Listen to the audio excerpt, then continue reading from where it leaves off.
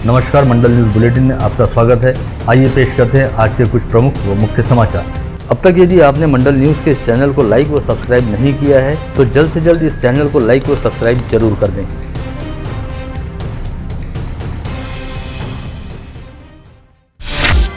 इस समय नासिक में भारतीय जनता पार्टी की प्रदेश कार्यकारिणी की बैठक चल रही है, जिसमें राज्य के सभी केंद्रीय मंत्री, सांसद, विधायक व प्रदेश पदाधिकारियों सहित जिलाध्यक्ष, संगठन सचिव व सुकाणु समिति के सदस्य हिस्सा ले रहे हैं। इस बैठक का उद्घाटन करते हुए भाजपा के वरिष्ठ नेता व राज्य के उप मुख्यमंत्री देवेंद्र फडणवीस ने चुनाव में टिकट हासिल करने के इच्छुकों को साफ तौर पर बताया कि जो लोग सोशल मीडिया पर रोजाना पोस्ट नहीं करते और जिनकी सोशल मीडिया साइट्स पर कम से कम 25,000 फॉलोअर नहीं है, उनके नामों का टिकट के लिए विचार ही नहीं किया जाएगा। ऐसे में टिकट प्राप्त करने के इच्छुकों को चाहिए कि वे खुद को सोशल मीडिया पर सक्रिय करते हुए अपने कम से कम 25,000 फॉलोअर बनाएं।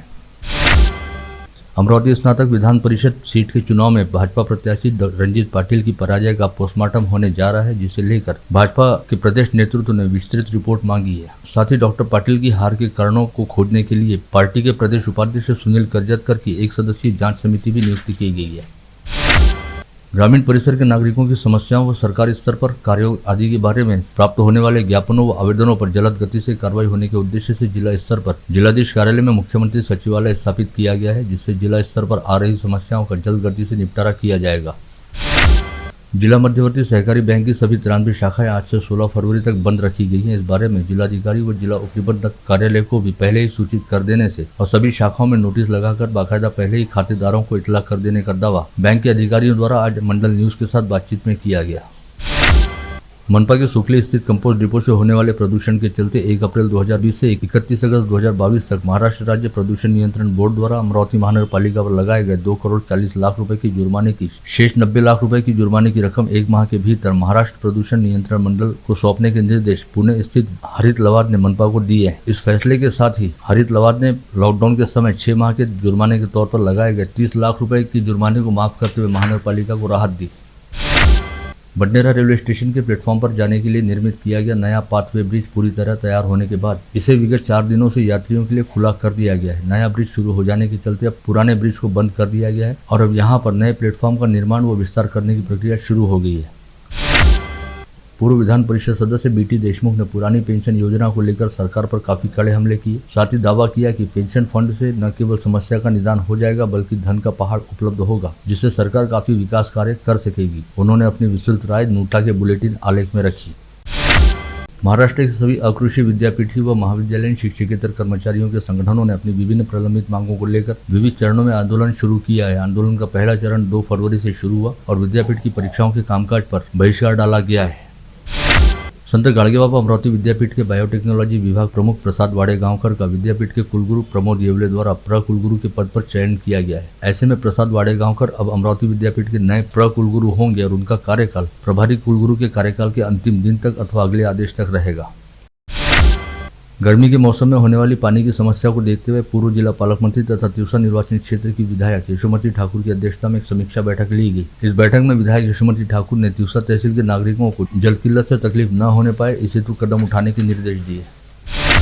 शहर के ख्यातनाम व वरिष्ठ विधिज्ञ प्रदीप महल्ले ने आज यहां बुलाई गई पत्रवार्ता में बताया कि उन्होंने विगत 30 जनवरी को अपने नेक्सॉन वाहन से वरुड़ आना जाना किया, जिसके लिए उन्हें नांदगांव पेट के टोल नाके को पार करना पड़ा और आते जाते समय उनके फास्टैग वॉलेट से 115 व 285 ऐसे कुल 400 रुपए की कटौती हुई, जबकि यह कटौती आने जाने के लिए 180 या 185 रुपए की होनी चाहिए थी। इसे लेकर शिकायत दर्ज कराने के बावजूद उनकी शिकायत को खारिज किया गया और रकम वापस मिलने के बारे में उनका दावा निरस्त किया गया, जिसका सीधा मतलब है कि टोल नाके पर इलेक्ट्रॉनिक उपकरणों का प्रयोग कर लोगों के पैसों की लूट चल रही है। महानगर चैम्बर के अध्यक्ष सुरेश जैन के नेतृत्व में बिजली दर वृद्धि का विरोध करते हुए महावितरण के मुख्य अभियंता कुलकर्णी से मुलाकात करते हुए उन्हें प्रस्तावित दर वृद्धि के खिलाफ ज्ञापन सौंपा गया। हिंदू जन जागृति समिति व विश्व महावीर ट्रस्ट द्वारा कल 12 फरवरी को शाम 5:30 बजे भाजी बाजार परिसर स्थित मनपा शाला क्रमांक 6 के मैदान पर हिंदू राष्ट्रीय जागृति सभा का आयोजन किया गया है, जिसके लिए जन जागृति करने हेतु आज शहर में भव्य बाइक रैली का आयोजन किया गया। मनपा शाळा क्रमांक 6 चे मैदान भाजी बाजार अमरावती येथे उद्या सायंकाळी 5:30 वाजता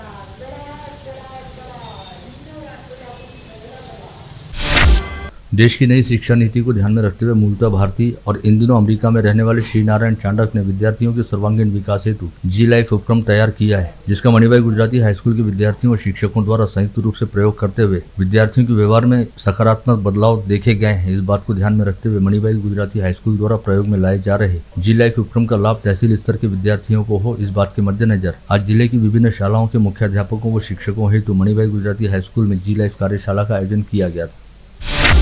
अमरावती के शिव ठाकरे बिग बॉस 16 के फिनाले जीतने के करीब होने के बीच एक और बड़ी खबर सामने आई, जिसके मुताबिक शिव ठाकरे को प्रसिद्ध फिल्म निर्माता व निर्देशक रोहित शेट्टी ने खतरों के खिलाड़ी के 13वीं सीजन के लिए चुन लिया है। एक हिंदी वेबसाइट की खबर में दावा किया गया है कि शेट्टी के साथ शिवा ठाकरे का खतरों के खिलाड़ी का प्रोमो भी जारी हुआ है। गढ़गड़ेश्वर मंदिर में आगामी शिवरात्रि के पर्व को ध्यान में रखते हुए क्षेत्र के उत्साही व भाविक युवाओं द्वारा मंदिर परिसर में साफ सफाई करने के साथ ही शिवपिंड की आकर्षक साज सजावट की जा रही है, जिसके तहत आज गढ़गड़ेश्वर के शिवलिंग का शेषनाग की सजावट के साथ आकर्षक श्रृंगार किया गया था।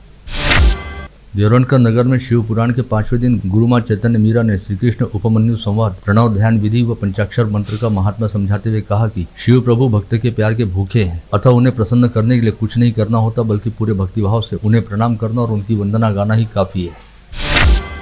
जिले में शांति व व्यवस्था बनाए रखने हेतु अपर जिला दंडाधिकारी विवेक घोड़के ने मुंबई पुलिस अधिनियम 1951 की धारा 37(1) व 37(3) के तहत प्रतिबंधात्मक आदेश जारी किए हैं। यह आदेश पुलिस आयुक्तालय परिक्षेत्र को छोड़कर शेष जिले में 19 फरवरी तक लागू रहेंगे।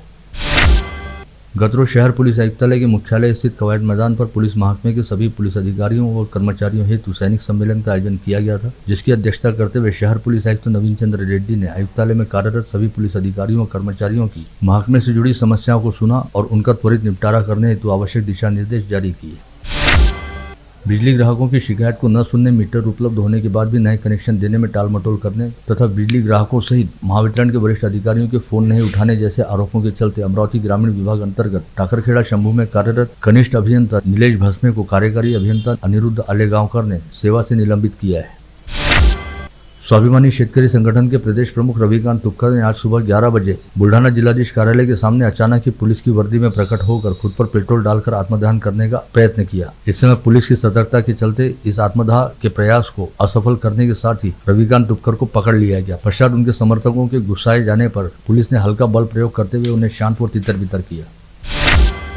विगत 3 फरवरी की रात शहर के रेलवे स्टेशन चौक में पुलिया के नीचे लगने वाली अंडे की गाड़ी पर खड़े रहकर आपस में हंसी मजाक के दौरान उपजे विवाद के चलते अंबापेट निवासी रोशन हिवसे नामक युवक पर चाकू से जानलेवा हमला किया गया था। इस हमले में गंभीर रूप से घायल रोशन हिवसे ने आज तड़के कांग्रेस नगर रोड स्थित डॉक्टर सावदेकर के अस्पताल में उपचार के दौरान दम तोड़ दिया। युवक की मौत के बाद संतप्त परिजनों और रिश्तेदारों ने इस घटना के लिए चेतन ठाकुर नामक आरोपी के जिम्मेदार रहने का आरोप लगाते हुए उस पर हत्या का मामला दर्ज कर उसकी गिरफ्तारी की मांग की और शव को अस्पताल से नहीं हटाने की भूमिका लेते हुए हंगामा करना शुरू किया। पश्चात करीब 4 घंटे बाद कोतवाली व क्राइम ब्रांच पुलिस ने चेतन ठाकुर को पूछताछ के लिए अपने कब्जे में लिया। तब रिश्तेदारों का रोष शांत हुआ और पुलिस ने मृतक युवक का शव पोस्टमार्टम के लिए जिला अस्पताल में पहुंचाया।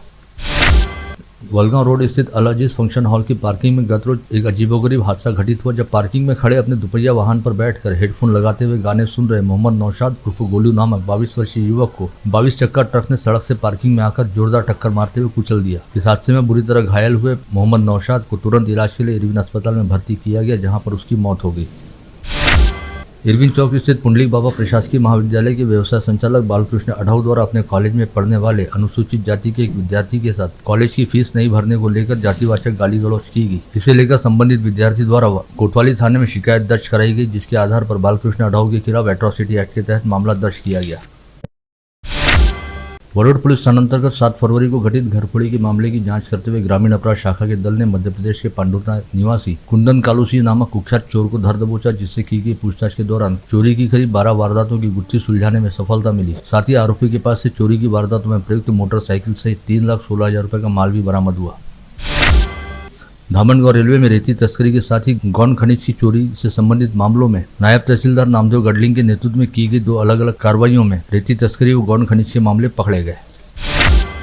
इरविन अस्पताल में विगत 28 जनवरी को 2 महिलाओं को बरगला कर 23 ग्राम सोने के गहने चंपत कर देने वाले आरोपी को पुलिस ने खोज निकाला, साथ ही उसकी निशानदेही पर 23 ग्राम के जेवर भी औरंगाबाद जाकर बरामद किए। आरोपी आसिफ खान खलील खान औरंगाबाद के कटकट नगर नेहरू नगर का रहने वाला है।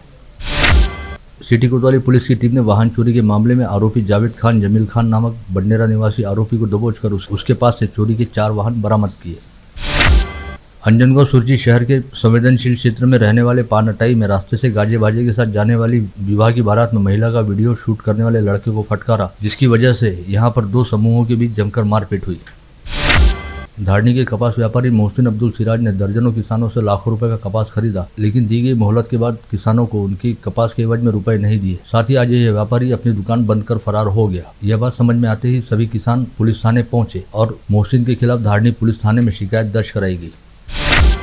भाटकुली पुलिस थाना क्षेत्र के निम्बा गांव की ओर जाने वाले मार्ग पर स्थित वासी गांव फाटे पर अपराध शाखा पुलिस के दल ने छापा मारकर देशी शराब की तस्करी कर रहे प्रमोद पवार को धर दबोचा।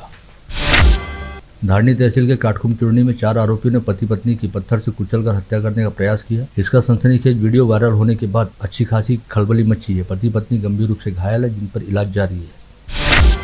एक तरफा प्यार करने वाला एक मजनू युवक सीधे युवती के भावी ससुराल में जा धमका और यदि अपनी प्रेमिका को बहू बनाकर उस घर में लाया गया तो अपनी जान के साथ कम ज्यादा कर लेने की धमकी होने वाली सास को दी। पश्चात गोपाल नगर निवासी विशाल यादव नामक आरोपी युवक के खिलाफ अपराध दर्ज करते हुए उसे पुलिस थाने में पहुंचाया गया। धारनी से परतवाड़ा की ओर जा रहे बोलेरो पिकअप वाहन में घरेलू सामान के साथ ही लकड़ी से बने फर्नीचर को सेमाडो के वनपाल आखरे ने पकड़ा था। बाद में तहकीकात करने पर पता चला कि वाहन की सामग्री मेलघाट में सेवा देने के बाद तबादला हुए आईपीएस अधिकारी की है, जिसके पश्चात इस सामग्री को शाम 6 बजे छोड़ दिया गया। घाटंजी तहसील अंतर्गत पारवा गांव में साढ़े साथी दूर करने के नाम पर 2 भोंदू बाबाओं ने एक महिला के साथ ठगबाजी करते हुए उससे 6000 रुपए की जालसाजी की। महिला की शिकायत पर पारवा पुलिस ने दोनों ठगबाजों को गिरफ्तार किया है।